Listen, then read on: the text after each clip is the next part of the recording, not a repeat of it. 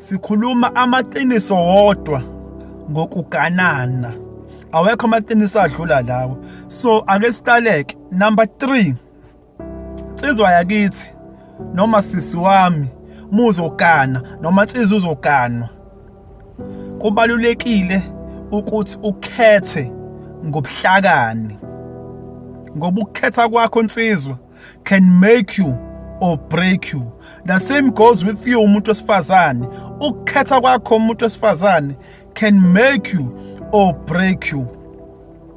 Umbuzo uthi insizwa ukhetha kanjani, because it shows ey'ntweni ey'ningi ukuthi abantu bahluleka ukukhetha.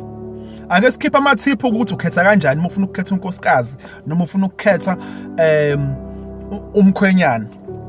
Yabona sisi wami, mhlawumbe uyasibuza ukuthi yini ndaba mina bangangikhethi ngoba ngimuhle, ngiyababa, ngiyelo, nguyelo bone, kwashacima kanjani. Yabona umuntu wesilisa mayebona umuntu wesifazane u-attractwa ubuhle bakhe. Yabo ubuhle bakho ibona obungidonsayo ukuthi ngize kubona ngizokhuluma nawe. A man is attracted by ubuhle bentombazane, indlela egqoke ngayo, indlela ebukeka ngayo, nje ubuhle bayo. Mhlawumbe kokunye uthola ukuthi drive imoto, kokunye uthola ukuthi mhlawumbe ifundile, ubuhle bayo intombazane lobo. Kodwa into engenza ngibe in love nawe umuntu wesifazane ipersonality yakho. Umuntu wesilisa ukuze akuthanda usuke ethanda ipersonality yakho. Uyakwazi ukuhlala nawe usuku lokho akhulume nawe. Uyakwazi ukuthi ahlale nawe ningenalutho nje nijabule nibe right. Injani ipersonality yakho? Ipersonality yakhe iyahambiselana neyakhe. Bese kuthi okwesithathu into emenza umuntu wesilisa ukuthi angakushiya ngakulahli ukufundiseka kwakho.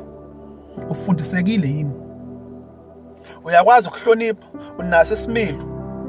Uyakwazi ukwenza amakhozi akhe endlini lama ama-duties akho la endlini as umuntu wesifazane. Ufundiseke kanjani? So iyabashaya abantu besifazane ngoba u-80% wabantu besifazane they focus on ebuhleni. Bagxile ebuhleni kakhulu.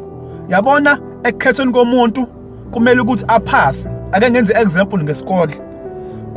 Kumele ukuthi aphase ipass mark u50%. Yes.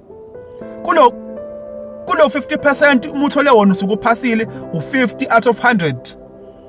Ubuhle bakho bu20%. Ipersonality yakho u40%. Ukufundiseka kwakho u40%. If u-add up lama mark o3 kuphuma 100%. Manje wena umuntu wesifazane inkinga ufocusa ebuhleni kakhulu. Uqinisa ebuhleni. Bese uyaleka kwipersonality, bese uyaleka ekufundisekeni. Mase ku-add lama marks ndawonye out of 100 uthola ukuthi wena mhlawumbe ebuhleni uthola u18 over 20. Kwathi kwipersonality wathola u5. Kwathi ekufundisekeni wathola u10. Musu add up lama mark awuphuma u50% okuphasa. That is why indoda ingakuthathanga. That is why indoda ikushiya uzobuza ukuthi hayibo lo muntu ngoba mumbi nje uthole kanjani umendo ngokusho kwenu. Yini ni focus ebuhleni kuphela. Lo muntu ngoba akafundile nje uthole kanjani umendo. Yini ni focus ebuhleni kuphela. Ubuhle bomuntu only counts for 20%. Uthola ukuthi ubuhle akanabo, siyavuma. Akayena uyelo bone. Mhlawumbe u5% ebuhleni. Kodwa ipersonality yakhe mhlawumbe u35. Ukufundiseka kwakho ku35. 35 plus 35 u70% loyo. Uphasa omuhle kabi nje loyo. U-B loyo. Ahlala umuntu emendweni, angene umuntu emendweni. So, insizwa khetha ngobuhlakani. Bhekisisa lezi zinto eziwu3 engibalile. Ubuhle is only 20%. Personality yakhe injani? Out of 40 umnika ba. Ukufundiseka kwakhe injani? Out of 40 umnika ba. Then you add up uzoyithola i-answer whether lo muntu is a wife material or not. The same goes with umuntu wesifazane. Nani abantu besifazane manikhetha nibuka ubuhle ukuthi unemoto yini. Unemoto yini, uvela emndenini o-rich yini. Ubuhle ba indoda is only 20%. I-personality yayo indoda injani? Uyinika ba out of 40. Ukufundiseka kwayo kunjani lo ndoda? uyinika aba-out of 40. That is why you get abantu besifazane ashiya indoda iney'mali, baze bathi abanye uyahlanya yini lo eshiya indoda eney'mali. Yini? Ingoba i-personality ayinayo, okufundiseka kukho. Khona ubuhle obu-18/20 lobu bani bokuthi iney'mali.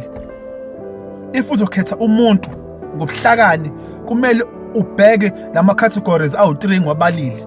Ubuhle u-20%, personality u-40%, ukufundiseka u-40%, bese umnika ama-marks kulawo ma-categories awu-3, ubone ukuthi uyaphuma ni 50% kuya phezulu.